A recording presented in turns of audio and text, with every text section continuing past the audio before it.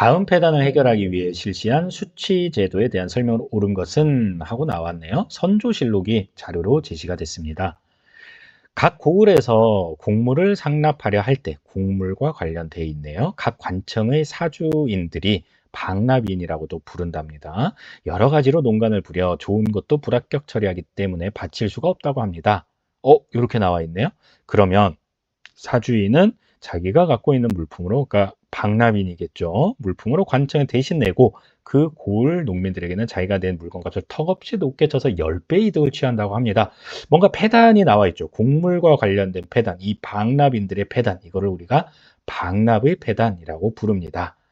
조선 수치 체제의 변화를 한번 살펴보면서 이 방납의 폐단이 무엇과 관련이 있고 어떤 결과를 가져왔는지 한번 살펴볼게요.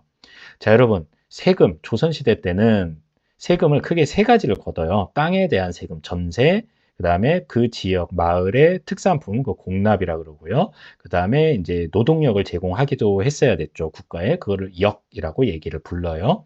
역에는 요역과 군역이 있는데 주로 여기서는 군역을 의미한다라고 생각을 하면 되겠습니다. 자, 그러면은 전세는 애초에는 어떻게 걷었었는가? 조선 전기만 해도 풍융에 따라서 걷게 됩니다. 그러니까 풍년이 들면 좀 많이 걷고 흉년이 들면 조금 걷었다 이런 얘기예요. 그거를 우리가 공법이라고 이야기를 하고요. 이게 이제 조선 후기가 되면은 인조 때 영정법으로 바뀌게 됩니다. 어떻게 바뀌게 되느냐? 풍흉에 관계없이, 풍년, 흉년에 관계없이 토지 1결당 4에서 6도로 고정을 시킵니다. 이게 이제 최저예요. 그러니까 가장 흉년이 들었을 때 한 4도 정도 냈다라고 얘기를 해요. 그래서 흉년이 들었을 때 기준으로, 그러니까 최소한으로 걷었다 이런 느낌으로 이해를 하면 되겠습니다. 어려운 거 없죠. 여기는 영정법, 영원히 고정하는 법이다 이런 뜻이에요. 자, 공납은 어떻게 변했나 한번 볼까요? 원래는 어떻게 걷었느냐? 집집마다 토산물을 물건으로, 현물이라는 것은 실제 존재하는 물건이란 뜻이에요. 현물로 걷었다 이런 얘기예요. 그랬더니 어떤 일이 벌어집니까? 지금 자료에 나와 있는 것처럼 방납의 폐단이 나타난다라는 거예요. 그래서 이거를 광해군 때부터 좀 해결을 해보려고 대동법을 실시하게 되는데 기준이 일단 바뀌어요. 집집마다 걷던 것이 토지 기준으로 바뀝니다. 토지 기준. 그 다음에 그 지역의 토산물, 즉 특산물을 물건으로 이렇게 걷던 것을 이제는 토지 기준으로 쌀로 걷겠다 이런 얘기거든요. 쌀이나 동전.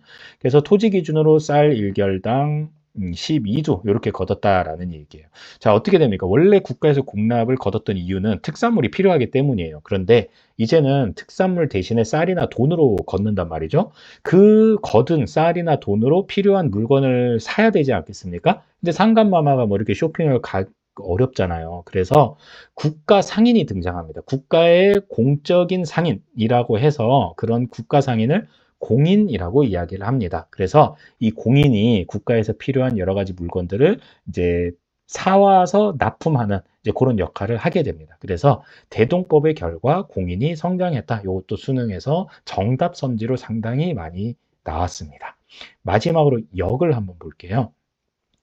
기존에는 1년에 군포 2피를 냈어야 되는데 영조 때는 균역법을 실시하게 되면서 이게 50%로 세일이 됩니다. 즉 1년에 군포 한 필만 내면 돼요. 그러면은 어떤 일이 벌어지냐면은 국가 입장에서는 세입이 줄어드는 거예요. 세금이 적게 거치는 거잖아요. 그럼 이거 어디선가는 보충을 해야 된다라는 얘기예요. 그 누구한테 보충을 하냐면은 바로 땅을 가지고 있는 사람들한테 보충을 합니다. 그래서 그거를 우리가 결작이라고 얘기를 하고요. 토지 1결당 쌀 2두를 걷었다라는 걸로 이해를 하면 됩니다. 다시 정리를 하자면 지금 조선 후기가 되면은 세금을 다 어떻게 걷기 시작하냐면은 땅을 기준으로 걷기 시작한다라는 공통점을 또 가지고 있어요. 네. 요새로 치면은 그렇죠. 뭐 부동산을 가지고 있는 사람한테 세금을 더 많이 물렸다. 뭐 이렇게 좀 이해를 하면 어떨까 싶습니다.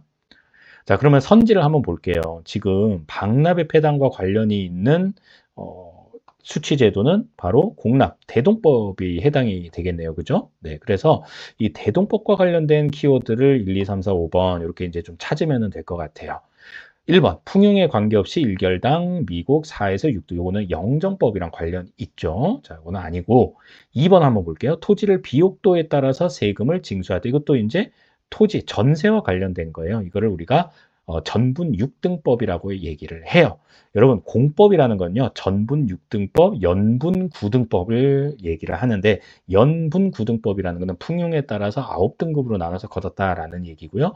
전분 6등법이라는 것은 토지의 비옥도에 따라서 6등급으로 나눠서 좀 비옥한 땅은 더 많이 거뒀다 뭐 이런 얘기로 이해를 하면 되겠습니다.